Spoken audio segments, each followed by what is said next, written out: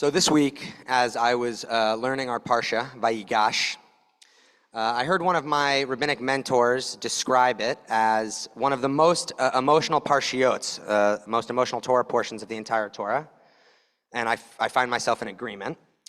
And it's over these past few weeks, we've read the story of Joseph and his brothers, which tomorrow morning, when we read this Torah portion, will reach its climax. But in order to understand the significance of this week's events, let's first do a quick recap of how we got here. So 2 weeks ago, in Parashat Vayigash, Joseph is cast into a pit by 10 of his brothers who initially leave him for dead. They minorly reverse course and decide to pull him out of the pit and sell him into slavery to a group of passerby Midianites, who in turn, those Midianites then sell him into slavery to the Egyptians. So now Joseph's in Egypt. So over the course of his time in Egypt, he ends up in prison, but in his time in prison, he ends up gaining renown for his ability to interpret dreams. In fact, the word gets back to Pharaoh, who's so impressed by Joseph's ability to interpret dreams that not only does he release Joseph from his imprisonment, but eventually makes him second in command. So to recap here, Joseph has really had quite the glow up. He's gone from bottom of a pit to a prisoner to the second most powerful person alive, at least in the world that he lives in. And it's at this point that we learn that a famine, one that Joseph actually predicted via this, dream interpretation thing he has going. He predicts this famine will not only strike all of Egypt, but it will strike the entire world. And it's at this point that Joseph's brothers finally re-enter the chat. And their father, Jacob, of all the brothers, he hears that there are food rations to be had in Egypt, where Joseph is. And so he sends the rest of his sons, all of Joseph's brothers, to Egypt to bring back food for their people. It's important to keep in mind, though, at this moment, that Jacob thinks Joseph is dead. And his brothers actually don't know if he's alive or not. And they definitely don't know that he's in this prominent position of power in Egypt. And so when they arrive in Egypt, and they're directed to Joseph to make this request for food rations, they actually don't realize that they're talking to this long-lost brother of theirs. They don't recognize him. Joseph recognizes them, but he keeps his identity anonymous to them, and still, understandably, in a place of resentment. He accuses them of being spies. He tells them he doesn't trust them. And essentially, he says that in order for them to receive the food that they're looking for, at least the amount that they're looking for, they'll have to come back with some sort of pledge. And in this case, he asks that they bring back their youngest brother, Benjamin. Right? So he's sort of pretending like he doesn't know who this Benjamin is. He very much knows who this Benjamin is, because Benjamin, the only brother who's not here, is the only brother of Joseph's with whom he shares a mother. But more importantly, Benjamin is the only brother who did not participate in this initial casting away of Joseph. So there's still love there, essentially. It's an uncomplicated relationship. So the brothers begin to confer privately, not realizing that Joseph can understand them. They think they're in another language. Joseph totally knows what they're saying. But essentially what they're talking about privately is their concern for Benjamin. Like, can we actually afford to bring him back? We've already broken our father's heart once, so we're worried about our father. And so as Joseph is overhearing this conversation, he's so overcome by emotion that he leaves the room temporarily and he begins to cry. He doesn't want them to see him crying. He regathers himself. He re-enters the room. And again, he lets them know, you got to go, and if you want what you're looking for, come back with Benjamin. So they get back home. The brothers, they tell their father Jacob what's transpired, and Jacob is wary to send them back with Benjamin. He doesn't want to risk losing this son as well. But ultimately, the famine grows so severe, they have no choice. They have to go back. And they go back with Benjamin this time. And it's during this second visit, Joseph does receive them a bit more warmly. He continues to hide his identity from his brothers. And upon meeting Benjamin for the first time in many, many years, he again is overcome by emotion and again excuses himself from his estranged family because he's so overcome with emotion. Leaves the room again, has to go have another good cry.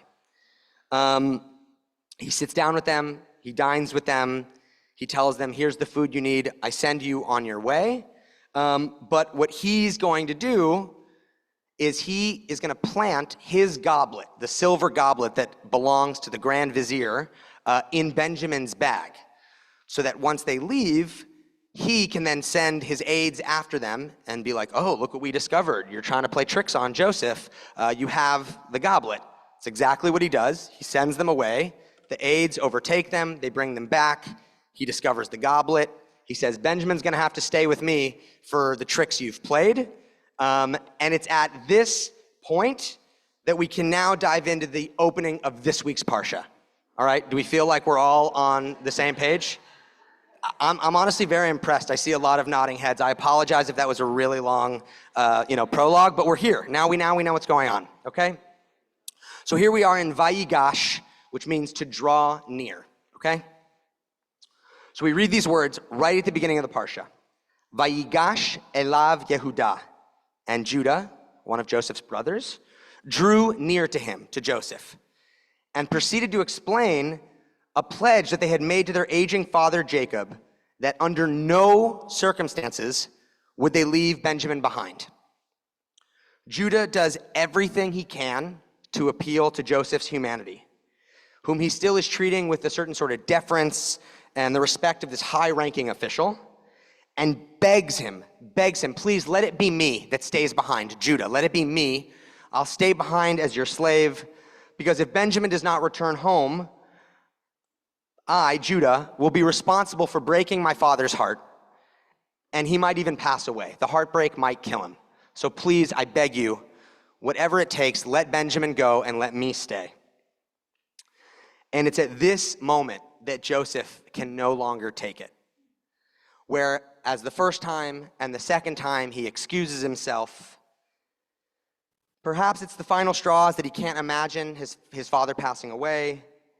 Perhaps it's that these very same brothers who left him for dead are now so adamantly trying to save their other younger brother.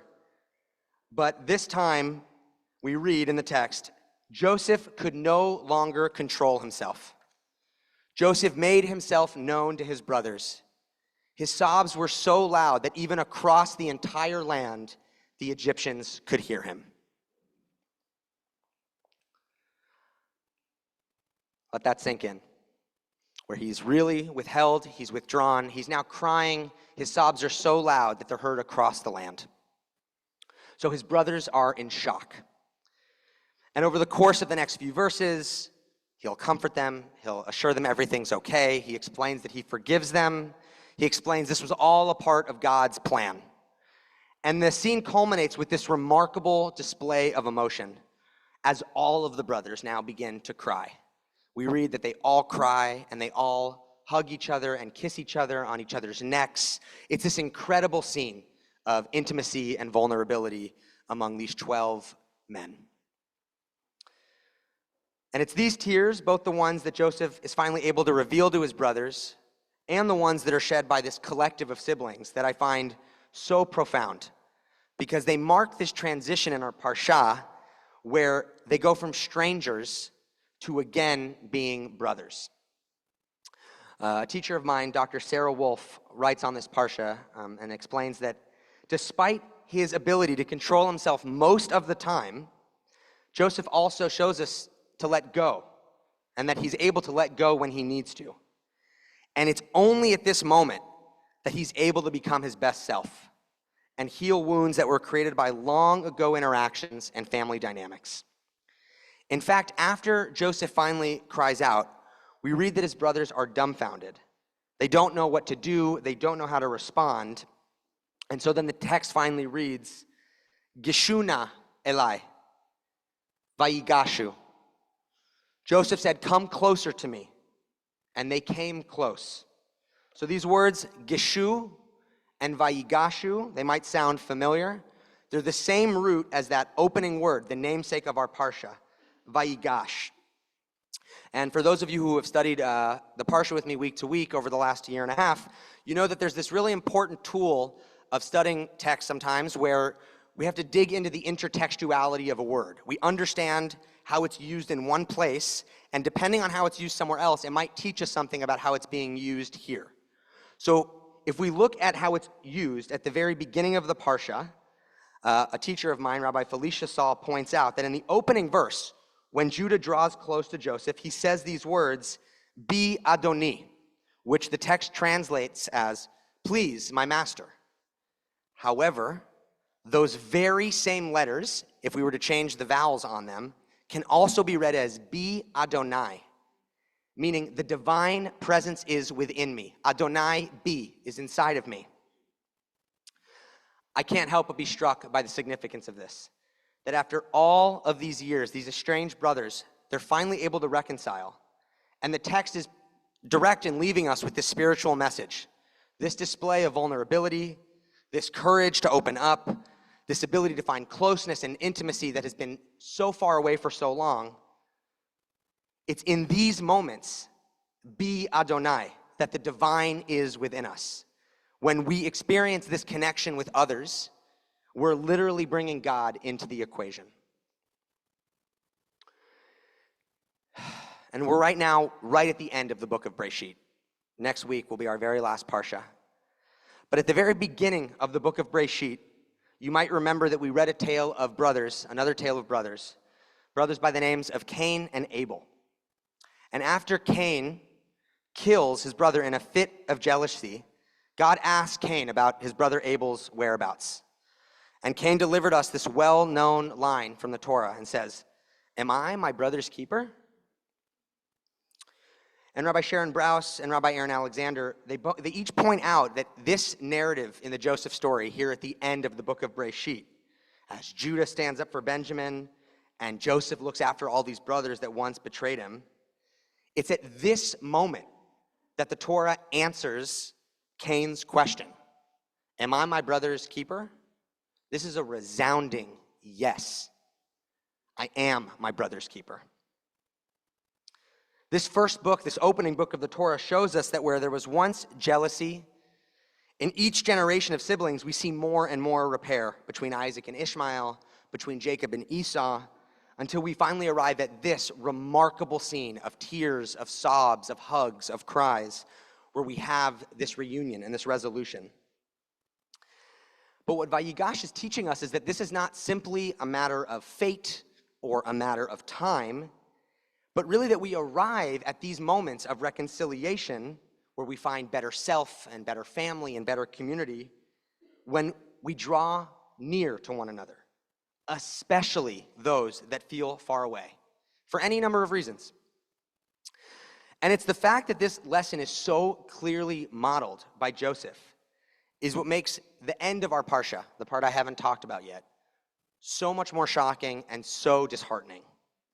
Because after Joseph's brothers, they return home and they get their father Jacob, and they bring him and the rest of their family to Egypt, where they are granted food and land and a warm family reunion.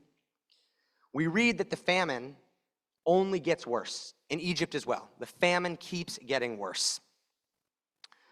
And the Egyptian people are so desperate for food that they offer themselves and their lands in complete servitude in exchange for food.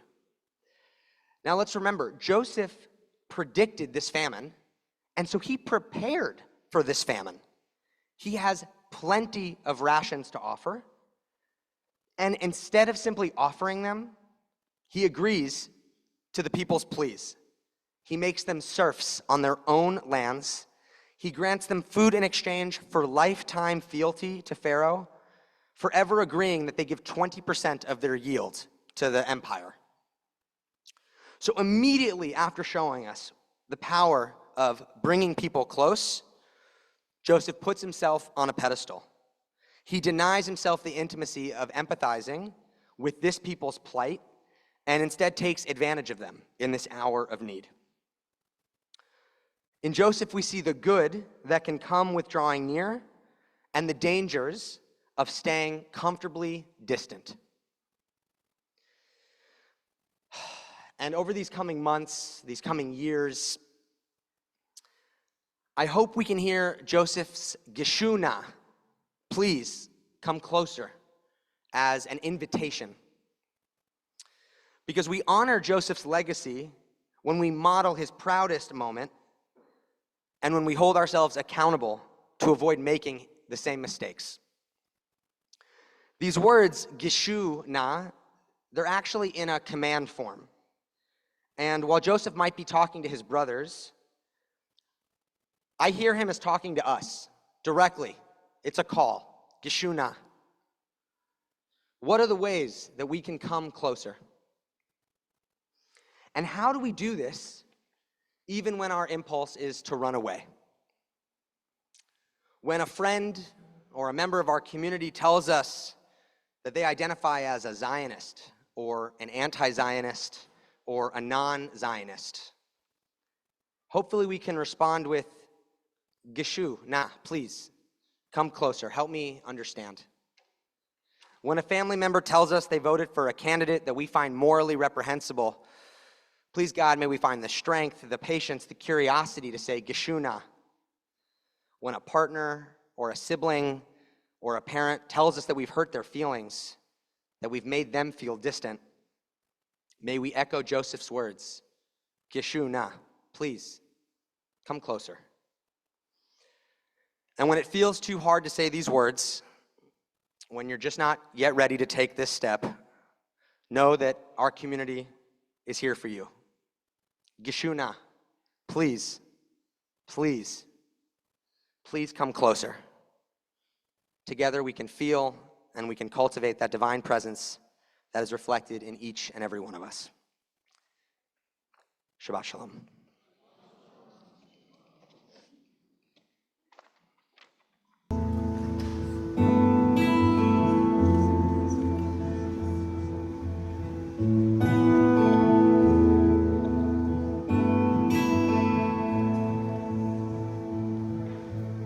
Ah